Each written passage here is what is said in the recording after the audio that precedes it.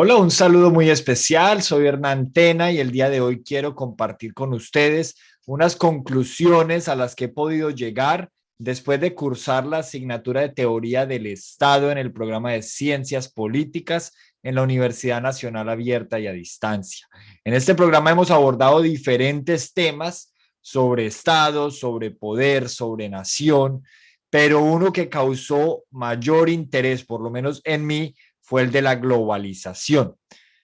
Máxime, ahora que se están cumpliendo 30 años después de las políticas de tratados de libre comercio, el día de hoy, 18 de diciembre, pudimos ya algunos leer la columna de Aurelio Suárez en la revista Semana, en la que él indica que los 16 tratados de libre comercio que están vigentes todavía en el país le han causado monumentales pérdidas a la nación en términos de deuda externa. Se habla algo así como 1,5 millones por habitante de deuda externa, lo que ha incrementado, ¿cierto? También se tenía ya algunos datos de que un colombiano cuando nace, solo por el hecho de nacer en Colombia, está ya adquiriendo una deuda de 10 millones de pesos, solo al nacer, si cogemos la deuda externa del país y la dividimos por el número de habitantes. Ahora, recordemos que esta deuda se calcula en dólares y como el dólar está subiendo, entonces de esa misma manera, proporcionalmente, la está teniendo, perdón, el incremento en pesos.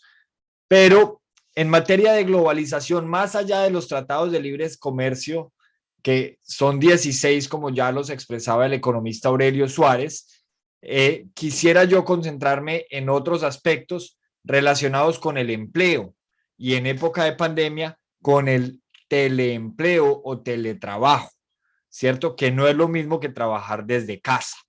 Recordemos, haciendo aquí un pequeño paréntesis, que Juan Carlos Lerda define la globalización como una interacción dinámica de mercados de diferentes naciones. Ahora, esta definición él la ha determinado antes del boom de las nuevas tecnologías, ¿cierto? Sin embargo, la globalización, más allá de muchas definiciones que queramos encontrar, algunos economistas sostienen que esta inicia luego de la Segunda Guerra Mundial, el boom de la globalización del siglo XX se da luego de la Segunda Guerra Mundial con el fin de facilitar el libre comercio entre los diferentes estados. Aquí, por ejemplo, surge la Unión Europea, que es, entre muchas definiciones que podemos dar, es un libre comercio entre los 26 estados que la conforman y sus estados aliados.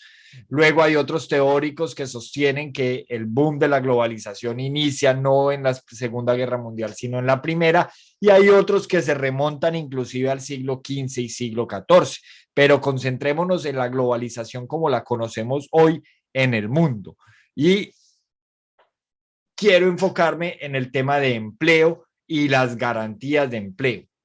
Sabemos, por ejemplo, que en un país como Colombia, un empleado tiene derecho a 15 días hábiles de vacaciones por año, seguridad social, esto comprende la EPS, la pensión, los riesgos laborales, la prima que equivale a un mes de sueldo por año. Algunos empleadores dan media prima en mitad de año y otra media a fin de año, otros reciben todo a fin de año, eso ya depende del empleador, y adicional también un mes de sueldo por año trabajado para cesantías, ¿cierto? Esto, palabras más, palabras menos, es a lo que tiene derecho un empleado formal en Colombia. Luego, con todo esto de la globalización, entonces, nacen o surgen estas plataformas que se conocen para freelancers. ¿Qué son estas plataformas? Básicamente yo como traductor creo un perfil en una de ellas muy conocida, por ejemplo, freelancer.com, y oferto mis servicios a comunidades de todo el mundo en los idiomas en los que yo esté capacitado para ofrecer mis servicios, ¿cierto? Sea como traductor, como programador o cualquiera que sea mi habilidad. Y si al otro lado del mundo, en cualquier país, digamos en la India, hay una persona que quiere traducir un documento del español al inglés, pues me pide una cotización, yo se la paso, si el hombre o la mujer están de acuerdo con ella, llegamos a un acuerdo, firmamos un contrato de servicios, se le entrega su trabajo, él me paga mis honorarios y pare de contar. Eso es lo que hace una plataforma de estas. La plataforma simplemente es el puente entre el productor, que en este caso soy yo. En España lo llaman autónomo, en Colombia lo llaman trabajador independiente, pero ojo, es trabajador independiente siempre y cuando se dé de alta en la seguridad social, ¿cierto? Y el contratante o el que necesita el servicio, que en este caso es el ciudadano al otro lado del mundo. Esto es lo que permite la globalización. Ya ustedes podrán juzgar entonces si esto es positivo o negativo. ¿Que se genera más empleo?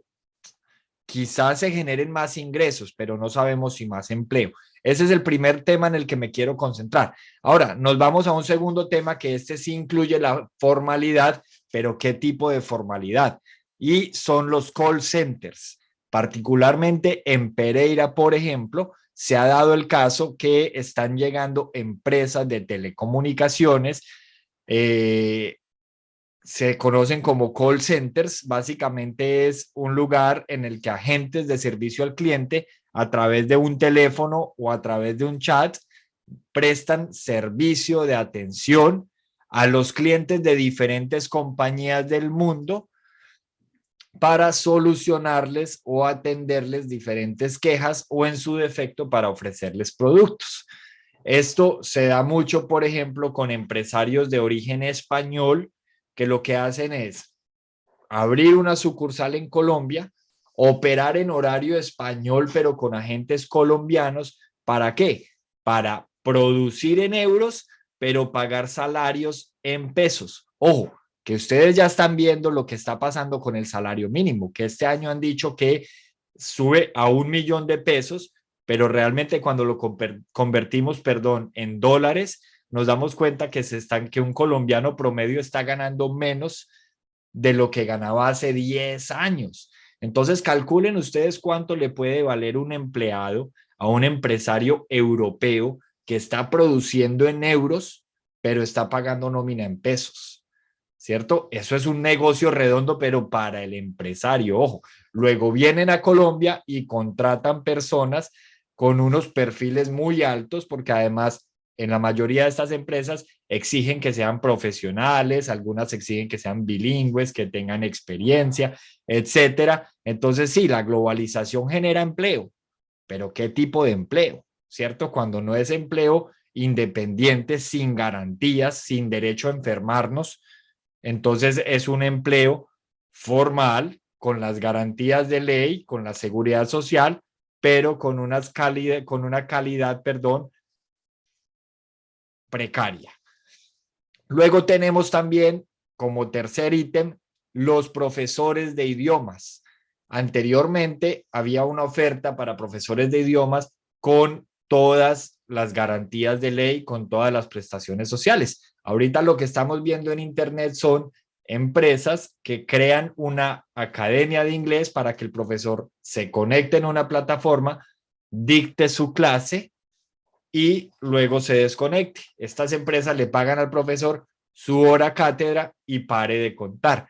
Hay un gran monopolio de estas empresas de origen oriental, ojo, y están pagando algunas unos salarios muy bajos en dólares, pero cuando se hace la traducción en pesos, pues claro, es un salario muy atractivo, porque en Colombia a ninguna universidad o empresa le va a pagar a un profesor 40.000 pesos por hora sin formación y sin experiencia. Luego estas empresas de origen oriental sí lo hacen, pagan 10, 8, algunas 7, otras 15 dólares por hora, pero no pagan o no reconocen ningún otro tipo de garantía. Entonces ahí también surgen muchas preguntas, ¿cierto? Cuando el profesor hace su cálculo, bueno, si yo trabajo 40 horas a 10 dólares, pues me estoy ganando 400 dólares semanales, que eso traducido en pesos es 1.600.000 semanal. Eso es mucho dinero, pero ¿cuáles son las garantías en términos de estabilidad laboral y en términos de prestaciones sociales? Y aquí entra otro actor muy importante a jugar. ¿Será que el Estado está ganando o está perdiendo con este tipo de empleo que está generando la globalización? Porque si un profesor se conecta en la plataforma, dicta sus clases, le pagan además por PayPal o por otras plataformas, pues ¿qué va a pasar con el tributo que este ciudadano tendría que estar reconociéndole al Estado? Así que estas son mis reflexiones en materia de globalización. Quizás sí hemos tenido algunos desarrollos, quizás sí hemos tenido algunos avances, pero juzguen ustedes si son más los positivos o los negativos. Recordemos, a mí siempre me gusta mucho citar a Hannah Arendt en su texto, perdón, sobre la violencia.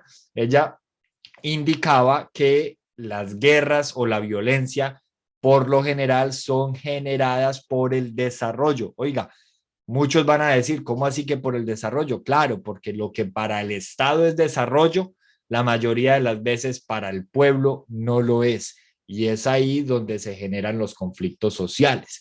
El ingreso de Colombia a la OCDE, por ejemplo, para el Estado, para el gobierno actual, eso ha sido un gran logro, ha sido el avance del siglo.